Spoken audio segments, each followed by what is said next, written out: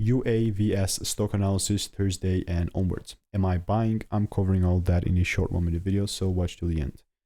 AG Eagle Aerial Systems been sitting at $6.12, like 13.5% gains.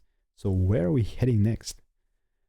I'll be very honest with you, and that is that I'm personally was expecting this to, you know, to have that second break for the sake of it and just take it lower.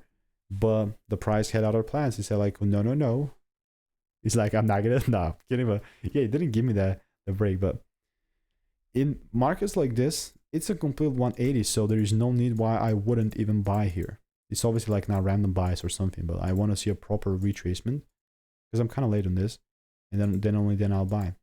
Anything else, man, it's just going to be proper noise. So all I keep doing in the meantime is I'll just keep waiting. That's it. If you want to learn the strategy for free, click the first link in the description and I'll see you in the next one.